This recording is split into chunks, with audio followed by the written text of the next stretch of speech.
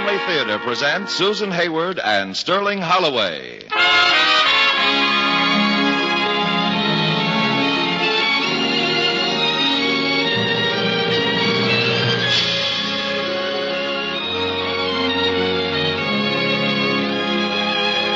Hollywood, the Mutual Network, in cooperation with Family Theater, presents The Story of Danny Dollar Bill, starring Sterling Holloway. To introduce the drama, here is your hostess, Susan Hayward.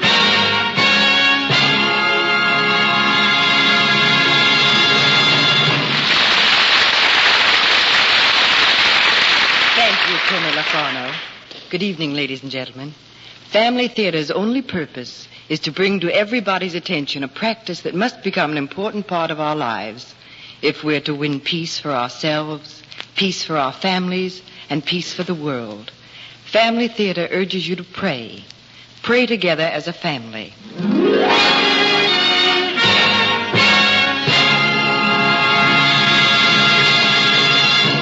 Tonight, Family Theater takes great pleasure in presenting The Story of Danny Dollar Bill, starring Sterling Holloway as the narrator.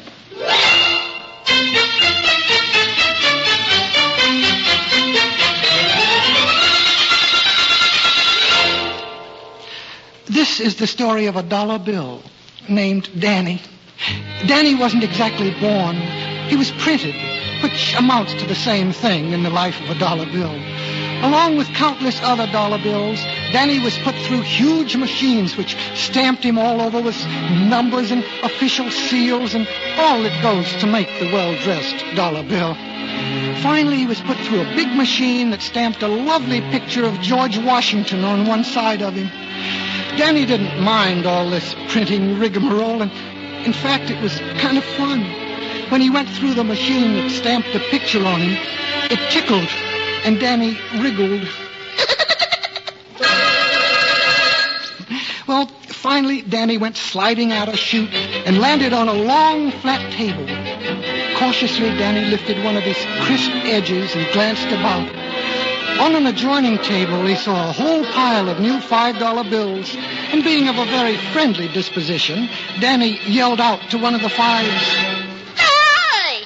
But the five lifted Lincoln's nose and went... Well, Danny was a little hurt by this, but then one of the other dollar bills spoke up. Don't feel bad, Danny. The fives never speak to us dollar bills. They only speak to the tens. Oh, and do the tens talk to them? No, the tens speak only to the 20s. Well, gosh, then who do the 20s speak to? Now, there you got a point. I doubt if they talk to the Treasury Secretary himself. Gee, there's quite a system around here, isn't there? Yeah, but you'll catch on when you've been around a few days. Hey, I wonder how much a dollar will buy. Oh, I don't care so much about what I buy. I just want to make people happy. Well, Danny didn't have long to wait. For the next day, he was bound up in a neat little package with 99 other dollar bills and taken for a ride in an armored truck, bound for a nearby bank.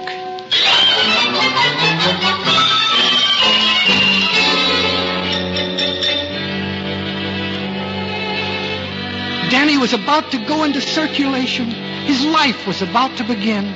Danny watched the people as they approached the teller's window, and he wondered who he would be given to. And just then, the teller picked him from the dollar compartment and handed him to a man in uniform.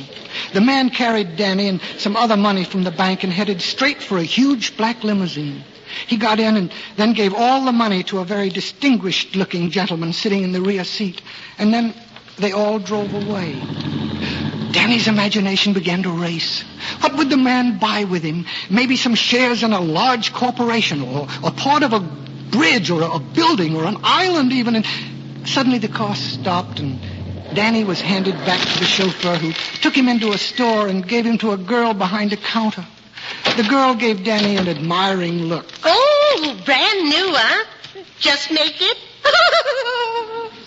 Well, Danny thought this was very amusing, and he gave her a loud pop of approval when she snapped him between her hands. Danny craned his edges to look back and see what the chauffeur had bought with him. But when he saw what it was, he wished he hadn't looked.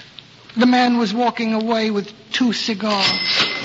He had spent Danny's whole value for just 2 cigars. And no change yet.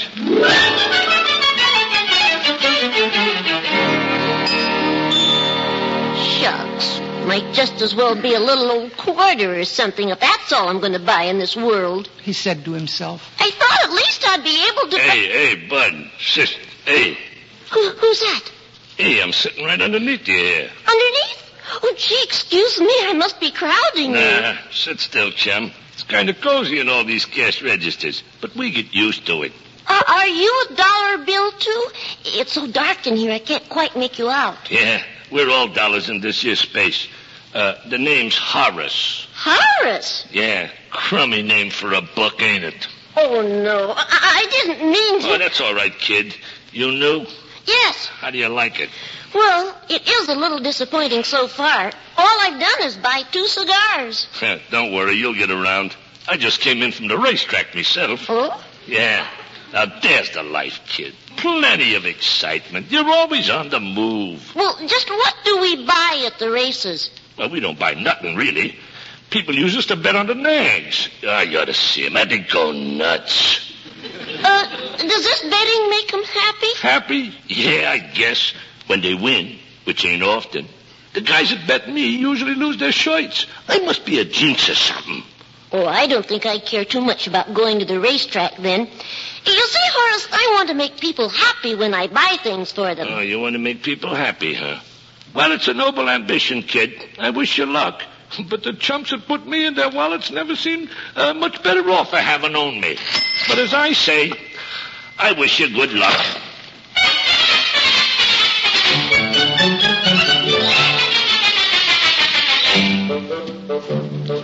For the next several days, Danny was kept quite busy. Well, as busy as a dollar bill could be. And then one day, Danny found himself in a woman's purse. Well, it was enough to give even a dollar bill a headache.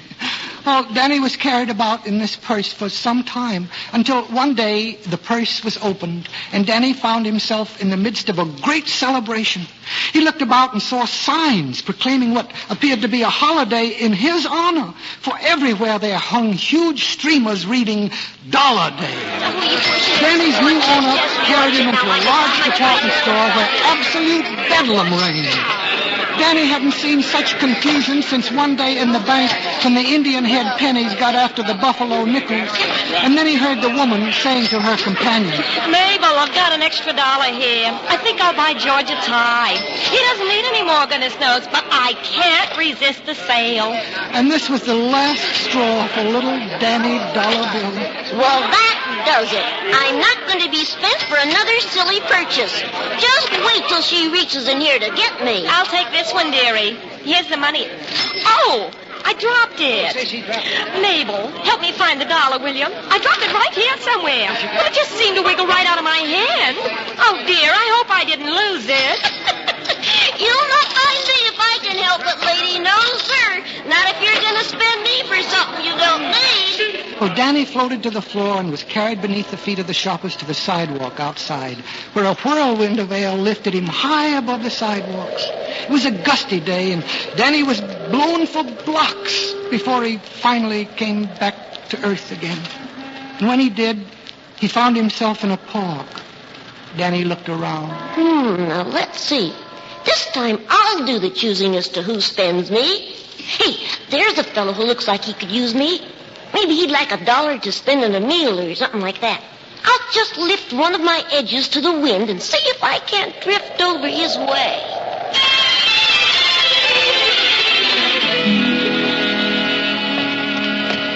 Well, David, I see you're still with us. I was hoping maybe you'd found something since I saw you yesterday. Hello, Clancy. No, nothing yet. Look, boy, I don't usually do this, but have you had anything to eat today? I could advance you a little, you know. No, thanks, Clancy. Look, I'm solvent. This dollar bill just blew up to me like a long-lost friend. Ha! What can you buy for $1 these days? Well, I was thinking of investing in a haircut. I found an ad in the paper here that I might qualify for. Oh? Yeah, here it is here. Wanted, piano tuner, young, ambitious, must be neat, and good musical ear. And you think you qualify for that, eh? I've been exposed to music all my life, Clancy. David, my boy, who are you anyway? Did you ever hear of David Warwick? David Warwick? That concert fella played in Carnegie Hall and all them places? Mm-hmm. Yeah. Well, whatever happened to him? He just sort of dropped out of sight, didn't he? Clancy, David Warwick is now a bum who sits around on park benches and reads the want ads. But I don't get it. My boy, with your talent, you ought to be on top of the world like you used to be. What are you doing here? Very simple, Clancy. I hate music. You hate it? But why did you ever take it up in the first place? I didn't take it up, my friend. I wanted to paint, but I had no choice. Mother wanted me to be a concert pianist, so for as long as I can remember, it was always practice, practice, practice. All the other kids would be out playing ball or something, but me, David Warwick, oh, no. I was playing the piano. Practice, practice. Well, the years went by. There was one concert after another. I was a success. But I still wanted to make painting my life.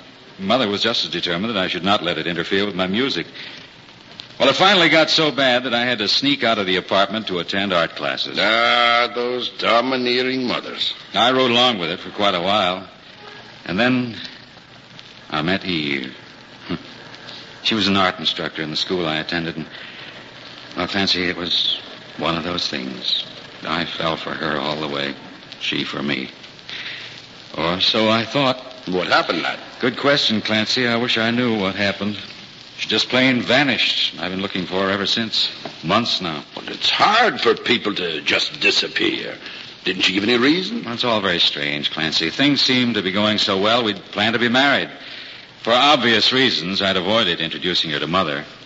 But one evening, I took Eve with me to the concert I was playing. Mother, you and Eve get acquainted while I make pretty music for the customers. Oh, hurry, David. The maestro is already furious with you. Okay, I'll see you later. Let's go into David's dressing room for a moment, Eve. All right, Mrs. Warwick.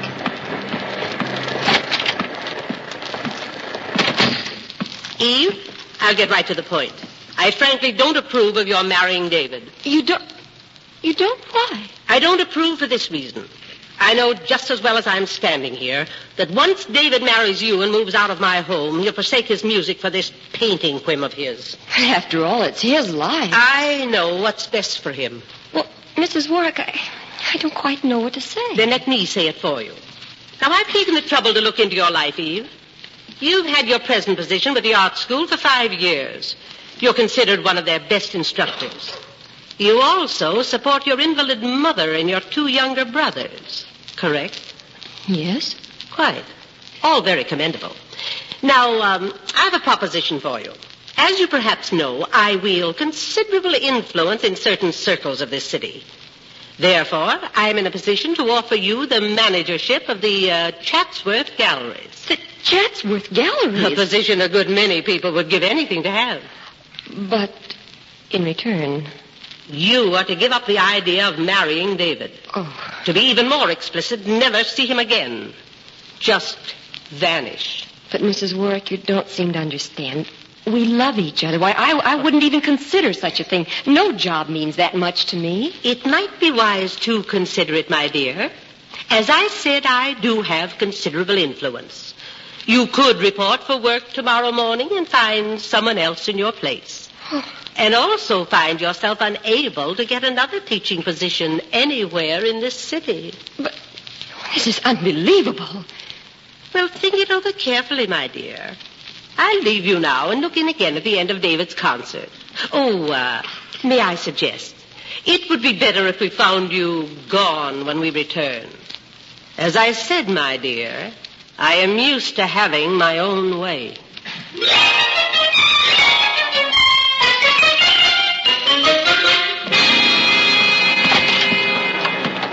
Mother! Eve! Oh, David, remember your audience. Go back and take your bows. Where's Eve? Where'd she go? Oh, David, the audience is clamoring for Hang you. the audience. Now, where's Eve? She's gone, David. Gone. Where? Well, we had a little chat, and she decided... Chat? What did you tell her? You sent her away. David, the audience I'm afraid something like this was going to happen. Look, Mother, if this is true, I'll never touch a piano again as long as I live. Now, please step aside. I'm going out and find Eve. But, David, the audience. David!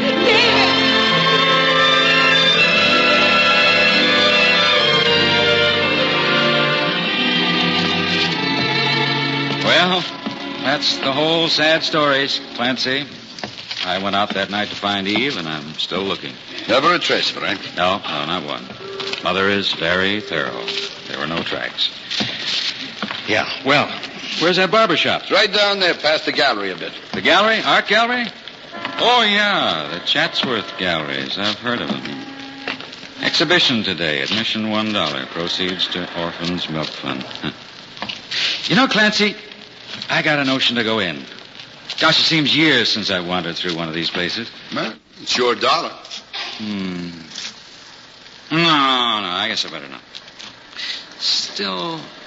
Tell me, if you hate music so, and vowed never to touch a piano again, why were you going to apply for that piano tuner's job? Clancy, there's only one thing in this world I know anything about, and that's music. And like it or not, a man can get just so hungry. Well, here goes. Yes, sir. Give me $1 worth of haircutting, friend.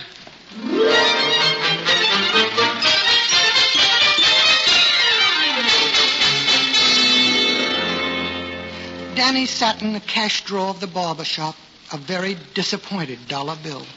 Though his shabby friend had spent him for something he needed, Danny knew the man wasn't going to be any happier for it. And most of all, he wanted to make people happy. Danny sighed. Oh, shucks. Things just never seem to work out the way I'd like them to. Gosh, I wish I were a $5 bill. I'll bet if I could buy more, people would like me better. Don't you believe it, chum? Huh? People treat us fives just the same. Well, the voice startled Danny. It came from the next compartment in the cash drawer. Danny raised one of his edges to see who had spoken. And when he saw, what a shock! It was a 5 who had spoken to him. A very dirty, wrinkled 5. I'm only a 1, you know. Oh, yes, I know. But I got over that silly business of not speaking to the small change a long time ago. Gee, I'm glad. I know. I used to be that way, but I finally woke up. After all, we all come from the same place. And we'll all end up in the same spot in the end, so... Why go through life snubbing the little guys, I say? Oh, what do you mean we'll all end up in the same place in the end? What does happen to old money anyway? You mean you don't know? No. Well, it ain't good. But take my advice and don't worry about it. Enjoy yourself and do what good you can while you're around. Oh, well, here goes somebody. Good luck, friend. The barber put in another $5 bill and counted out Danny and 3 other dollar bills for change. As Danny was being lifted out of the drawer, he waved to the new 5 going in. Hiya! Really? There it was. Another snub. But this time, Danny had to laugh. She'll learn. A couple of trips to the butcher shop and the filling station, and she'll be speaking to everyone.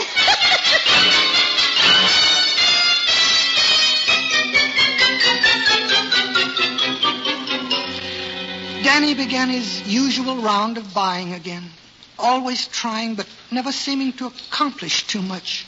Finally, several purchases later, he found himself on a bus.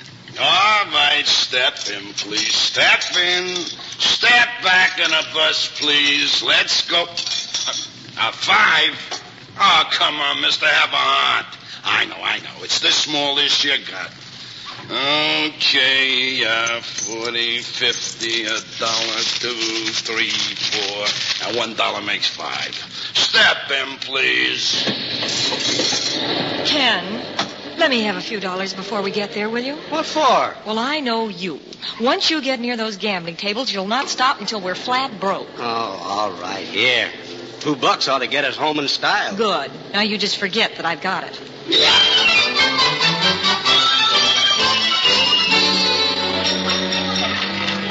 Place your bets, ladies and gentlemen. Place your bets, please.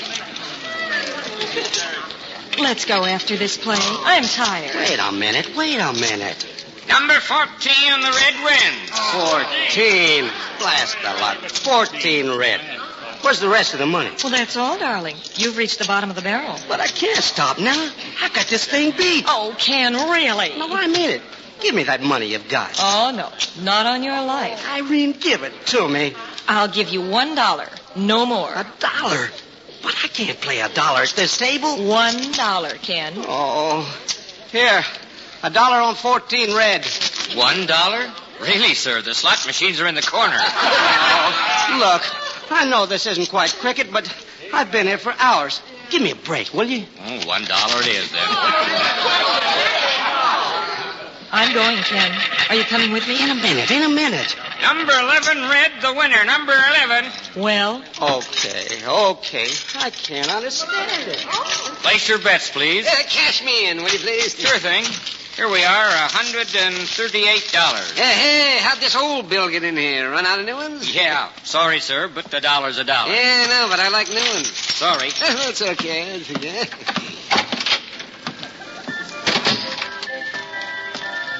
You're out kind of late, aren't you, Peppy? Yes, that's right. But I'm going home right now. The monkey's died. Hey, you don't mind getting an old bill, do you? No, thank you, sir. No, Peppy don't mind. Old dollars all the same as new ones. My landlord, he don't care how I pay him, just so long as I pay him. Oh, yeah, that's right. It's yours, then. Good night. Good night, sir, and thank you. Well, Ducci, we go home now. Very nice way to end the day, huh? $1 for our music. He's a nice man. Oh, we better get to some eats before we go. Hi, Luigi. I'm glad you're still open. Sure, Pappy, I'm open. I got to stay open later to make a living these days. What'll it be? Well, give me the same thing, I guess. A salami and some bananas for the monkey. Sure thing. How's it go today, eh? Good? Not so bad. A very nice evening. A fella give us $1 just before we started home. $1? Oh, hey, that's good. Here you are, Peppy. 68 cents. Hey, you don't mind an old $1, do you? Oh, they're all the same with me. Here's your change. Hey, you wait a minute. I walk with you. It's time to close up for the day, I think. I lock up the money and we go. You leave it at the money in that little drawer, Luigi? Sure. Somebody could have stolen it so easy. Oh, bother with the little money Luigi has. Come, we go. Hey, no fool, Luigi. I think you're crazy in the head to leave your money in that dinky little drawer. Maybe you're right. I play it safe tonight. I take it home with me just to make sure. This is the first time I do this, too. That's better. I leave just $1 in the drawer for luck, eh? That's good. I sleep better now. You ready? I'm ready. I go as far as 14th. We walk together. Okay, we're going.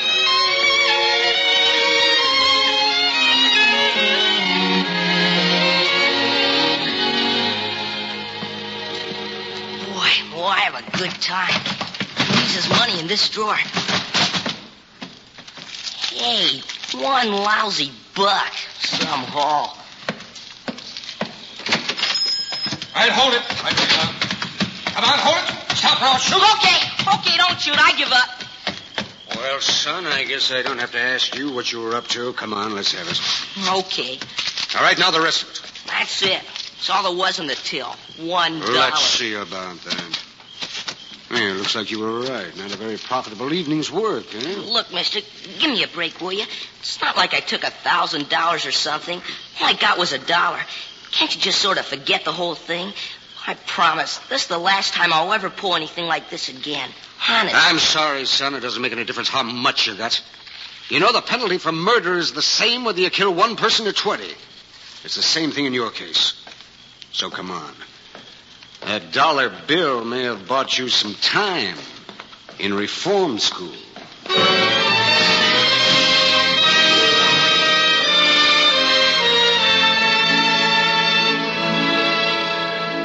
Poor Danny Dollar Bill. He wished he'd never been printed. He wanted so much to make people happy, and all he'd succeeded in doing for young Tommy was to buy him 5 years of misery. Then one day, he found himself in a large bank again. This was a common occurrence for Danny, but this time he noticed that he'd been put to one side with some other old dollar bills. And for some reason, Danny felt uneasy about the situation, and he tried to wriggle away, but the blank teller, he placed a big glass paperweight smack on top of him, and then he overheard the clerks talking. Helen, where are those old bills to be taken back and burned? Right here. I've got quite a little pile of them. You ready for them yet? Yeah, bring them over, will you? Right. I got them under this glass here so that... The bank clerk suddenly stopped and stared at Danny for a long time. And then she broke into a big grin and picked him up. Hey, Joe, look at this bill under the magnifying glass. What's the matter with it? Well, just look at it. Well, I'll be. Say, we've got to show this to the boss. Well, Danny was completely mystified as the man took him into the office of the president of the bank. He looked at Danny closely and then... Well, I'll be doggone. We'll have to do something about this. For the next few days, Danny was the center of attraction as he was placed on a rich red velvet cushion and then mounted in a fine glass case in the lobby of the bank. Over him was a sign. And then Danny knew why he was suddenly such an oddity. It all went back to that first day while he was being printed. One of the machines had tickled him, and Danny had wriggled. This had caused a slight mar in the engraving, and so on Danny dollar bill, George Washington was smiling. Thus, even though it was an error, Danny had one of the very few pictures ever to show Mr. Washington smiling. And so Danny sits in his lovely little glass case in the bank lobby today, and he watches as people look at him and then break into a big grin themselves. Danny is important at last. Not only is he now worth a fabulous amount as a collector's item, but more important to him, Danny now has something that can make people smile.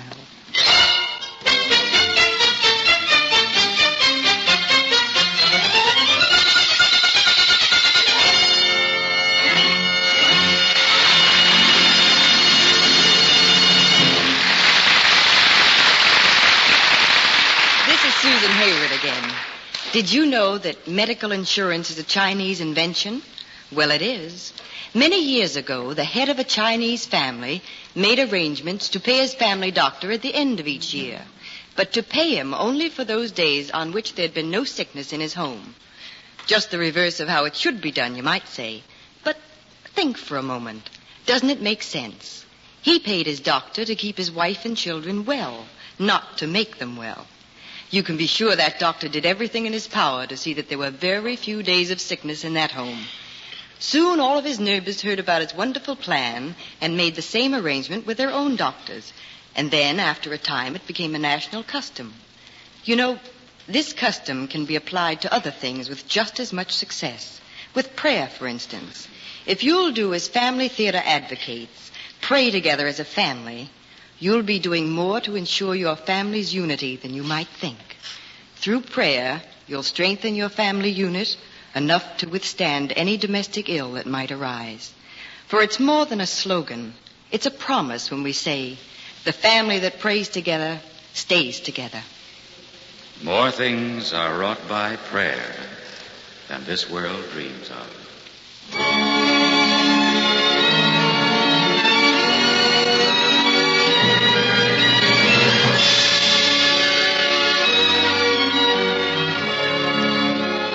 From Hollywood, Family Theater has brought you the story of Danny Dollar Bill, starring Sterling Holloway as the narrator.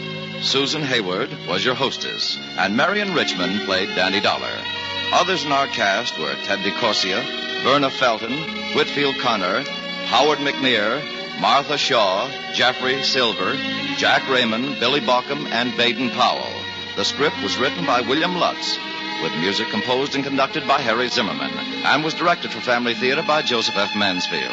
This is Tony Lofrano expressing the wish of Family Theater that the blessings of God may be upon you and your home, and inviting you to join us next week at this time when Family Theater will present Pat O'Brien and William Lundigan in Meet Mr. Jones. Join us, won't you?